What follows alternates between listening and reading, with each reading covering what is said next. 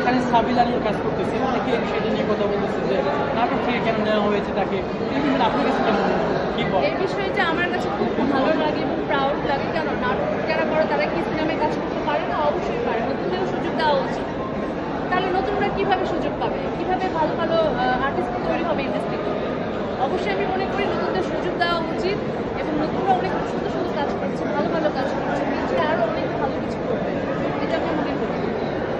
আরেকটি লক্ষ্য করি যে মুভিগুলো তো শাকিব খানের ইন্ডিয়া থেকে নায়িকাগুলো নিয়ে আসা হয়, বাংলাদেশের মধ্যে প্রচুর নায়িকা রয়েছে, এটা নিয়ে অনেকে কথা বলে। আপনার কাছে এটা কেমন লাগে বিদেশি? এইটাতে আসলে আমার কিছু মনে করাতে অনেক কিছু যাবে আসবে না, বাট দেখা যায় যেখানে ডিরেক্টর, প্রডিউসার বা হিরো থাকবে সেখান থেকে চুজিং হয় যে কোন আর্টিস্টটা নিলে এই ক্যারেক্টারের জন্য বেস্ট। তো এভাবেই তারা হয়তো বা ডিসাইড করে। তো গত ঈদের যে মুভিগুলো রিলিজ হয়েছে, অনেকগুলো মুভি রিলিজ হয়েছে, মুভিগুলো দেখা হয়েছে আপনার? হ্যাঁ, দেখা হয়, খুব ভালো লাগে। শাকিব খানের বরবাদ মুভিটা কি দেখা হয়েছে? হ্যাঁ, দেখেছি। বরবাদের কোন ইস্যুটা আপনার মনে দাগ কেটে গেছে?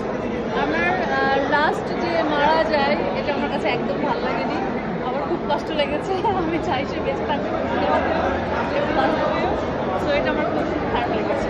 আপনার স্বপ্ন সম্পর্কে জানতে চাই। আপনি মানে কি আপনি ইন্ডাস্ট্রিতে অবশ্যই কাজ করছেন বা করবেন, মুভি তো প্ল্যানিং রয়েছে, কার কার সাথে কাজ করার ইচ্ছা রয়েছে?